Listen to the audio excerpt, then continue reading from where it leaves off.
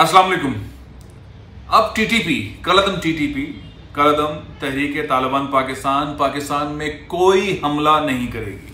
मुआहदा तय पा गया, कोई दहशतगर्दी का वाकया नहीं होगा।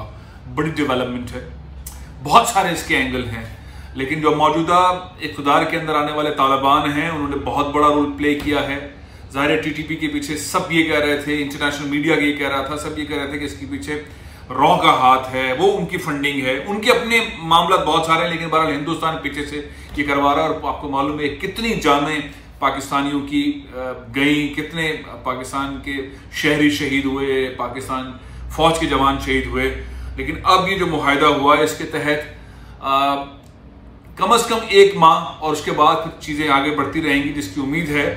और ये मुआहदा आगे बढ़ता रहेगा और टीटीपी पाकिस्तान के किसी भी इलाके में इंक्लूडिंग बलूचिस्तान और किसी और शहर के अंदर कोई हमला नहीं करेगी, कोई कार्रवाई नहीं होगी। ये बहुत बड़ी डेवलपमेंट है, सारी दुनिया के अंदर ये बड़ी खबर चल रही है, अब बड़े पैमाने पर चल रही है। इसके बहुत सारे एंगल हैं। कुछ लोग कह रहे हैं बहुत पॉजिटिव हुआ है, बहुत अच्छा फैसला है और हुकूमत ऐसे तमाम अनासर जो पाकिस्तान में दहशतगर्दी फैलाते रहे और पाकिस्तान की इकनॉमिक डेवलपमेंट को रोकते रहे, उनके साथ डायलॉग करके उनको सुकून के अंदर लेकर आ रही है। सीपैक को यहाँ से गुजारना है और पाकिस्तान की इकनॉमिक सूरत हाल को बेहतर करना है, रोजगार की सूरत हाल को करना है, इंडस्ट्रियलाइजेशन करनी है। अफगानिस्तान के अंदर एक बहुत अहम रोल प्ले होना है, पाकिस्तान में अहम रोल प्ले होना है, ईरान के अंदर होना है, सऊदी अरब के अंदर होना है, सेंट्रल एशियन कंट्रीज के अंदर होना है। तो इसके लिए बहुत ज़रूरी है कि टीटीपी के साथ वो मामला ख़त्म हों और जो माजी में होते रहे हैं।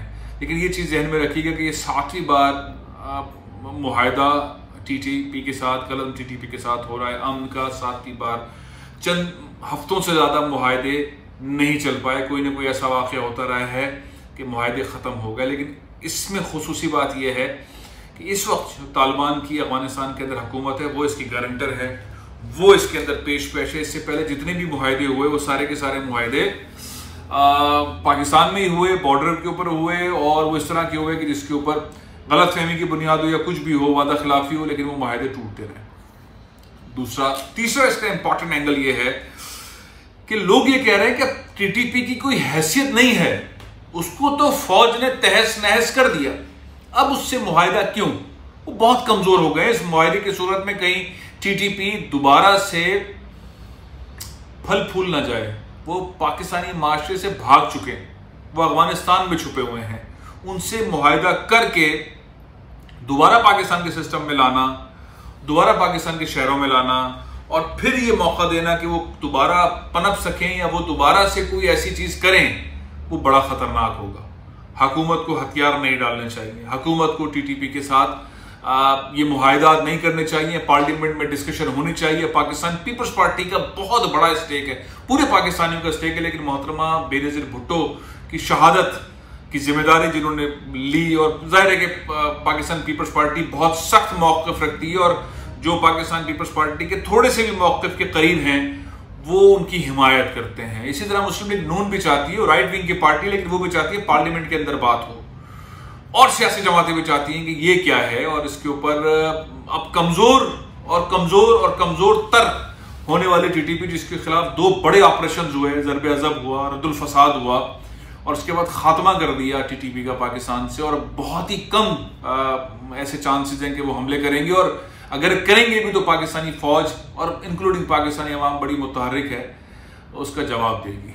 और इंडिया चूंकि अब अफगानिस्तान से फारिग हो चुका है, वहां से निकल चुका है और उसके पास कोई अब ऐसा सिरा मौजूद नहीं है कि वो टीटीपी को फंडिंग करे, टीटीपी को वो हथियार दे। तो इसलिए भी पाकिस्तान ने जो शिकस्त पाकिस्तान में दी है और उसके बाद अफगानिस्तान के अंदर जो शिकस्त हुई टीटीपी को, उसके बाद उसके सर पैर नहीं है। उस सर पैर ना होने के बाद ये फैसला ठीक नहीं है। ये तीसरा एंगल है। चौथा एंगल ये है कि दुनिया के अंदर शोर मच रहा है कि एक दहशतगर्द तंजीम के साथ मुआहदा कर लिया है, बहुत सारे आवाजें उठ रही हैं, लेकिन सबसे इंपॉर्टेंट बात यह है कि पाकिस्तान में अपने मसाइल, जो अंदरूनी मसाइल हैं, और पाकिस्तानियों के साथ जो पिछली मैनेजमेंट पाकिस्तान की रही है, गवर्नेंस रही है, पाकिस्तान के बहुत सारे इदारे रहे हैं, हुकूमतें रही हैं जो उनके साथ डील करती रही हैं, जिसके से पाकिस्तान के अंदर गड़बड़ होती रही है, उन सबको तय करना चाहती है मौजूदा फौजी क़यादत भी और सिविल गवर्नमेंट भी, कि वो तालिबान हों, वो बलोच अलहदगी पसंद हों, वो और शहरों के अंदर बहुत सारे मामला तो उनको हैंडल करे और हैंडल करके उनको एक स्पेस दे और वापसी का रास्ता दे और पुरअमन तौर पर वापसी का रास्ता दे और पाकिस्तान के साथ उनको शामिल करे। जिस तरह कि हमने भी देखा तहरीक लब्बैक के साथ डील हुई और उनको कलअदम करार दिया गया और कलअदम के बाद वापस कर दिया गया।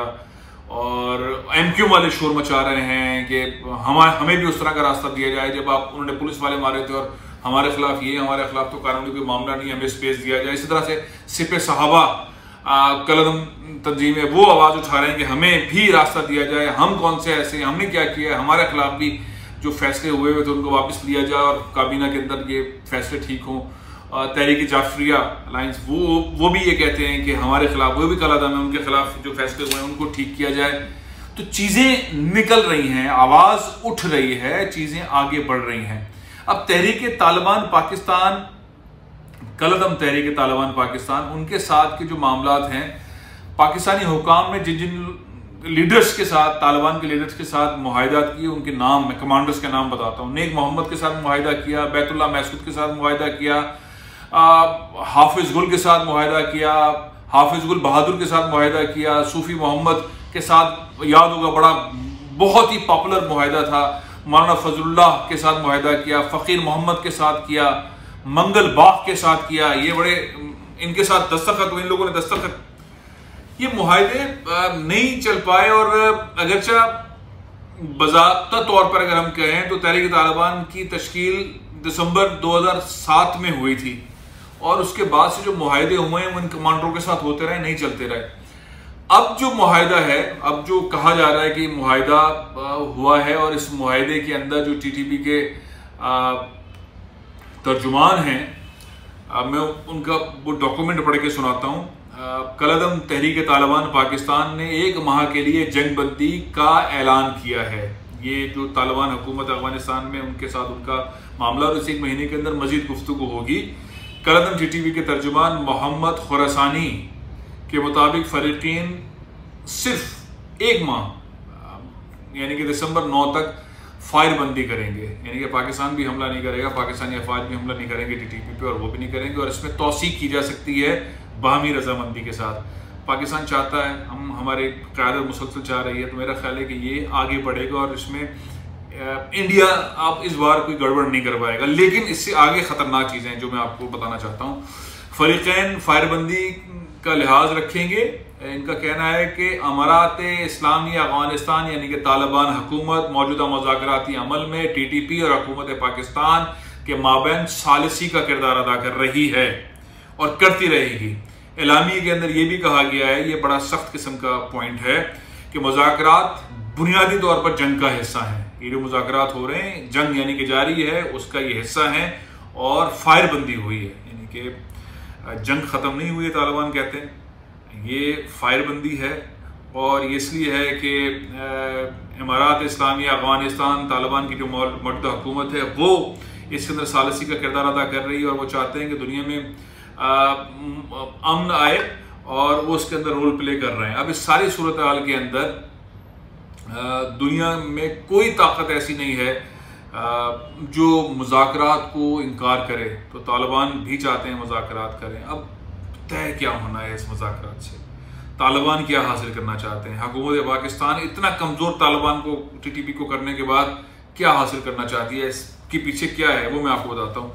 तहरीक तालिबान पाकिस्तान ऐसे मुज़ाकरात के लिए तैयार है जिसमें मुल्क भर में देरपा अमन कायम हो सके, ये खुरासानी कह रहे हैं। और हमारे पाकिस्तानियों को एक तरफ अमन की बहारें मुयस्सर हों, ये TTP, कलअदम TTP अपने बयानिए के अंदर कह रही है। दूसरी तरफ पाकिस्तान के हसूल का मकसद भी हासिल हो, ये है खतरनाक लाइन, खतर जिसके ऊपर पाकिस्तान पीपल्स पार्टी, जिसके ऊपर बहुत सारी और लेफ्ट विंग की जो पाकिस्तान की आज़ाद ख्याल जमातें हैं वो बड़ी खौफजदा हैं कि TTP ये कह रही है, कलअदम तहरीक तालिबान ये कह रही है कि हम अमन चाहते हैं पाकिस्तान में, पाकिस्तान के अंदर देरपा अमन के साथ साथ ये चाहते हैं कि बहारें अमन की वापस आएँ, और साथ ही वो ये चाहते हैं कि पाकिस्तान के अंदर उनकी जो कोशिशें काविशें रही हैं कि पाकिस्तान का हसूल हो, यानी कि तालिबान की हुकूमत पाकिस्तान में कायम हो।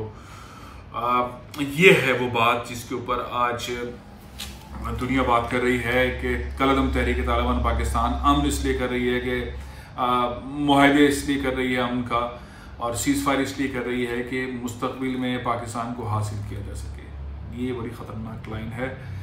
बहरहाल अब इसके ऊपर तनकीद करने वाले बहुत हैं पाकिस्तान के अंदर। फ़रीक़ैन ने मुज़ाकराती कमेटी के क़याम पर इत्तेफाक किया है। अब हमें नाम पता चलेंगे कौन कौन इस साइड पे पार्लियामेंट के अंदर बात नहीं हो रही, हुकूमत की तरफ से कौन होगा। ये कमेटी आइंदा लाएमल तय करेंगी। फ़रीक़ीन के मुतालबात मुज़ाकरात से आगे बढ़ेंगे। ज़ाहिर उनका मुतालबा सबसे पहले है कि TTP के जो गिरफ्तार लीडरान हैं उनको छोड़ा जाए। अब ये कैसे होगा? मुल्क के अंदर इतने बड़े पैमाने पर लाशें गिरी हैं, कलअदम TTP ने गिराई, तो उसके ऊपर क्या होगा? इमरान खान साहब इस मामले को किस तरह हैंडल करेंगे? अफवाज पाकिस्तान इसको किस तरह हैंडल करेगी? अवाम इसको क्या तासुर दे रहे हैं? एक गुस्सा है, सारी दुनिया इसको किस तरह से इस्तेमाल करेगी इस सारे नैरेटिव को? लेकिन बहरहाल अगर मजमूई तौर पर अमन हो जाता है और TTP कभी पाकिस्तान में दहशतगर्दी नहीं करती तो ये हिंदुस्तान की नाकामी होगी। जाहिर है तहरीक तालिबान पाकिस्तान के जो मुतालबात हैं उनको टेबल पे लाना, और पाकिस्तानी हुकूमत के और स्टेट के जो मुतालबात हैं इनको टेबल पे लाकर हल की तरफ ले जाना एक मुश्किल अमल है, लेकिन नामुमकिन नहीं है, नामुमकिन नहीं है। प्रोग्राम ये ख़त्म कर रहा हूँ, कल फिर हाजिर होऊंगा। इजाज़त दीजिए। पाकिस्तान जिंदाबाद।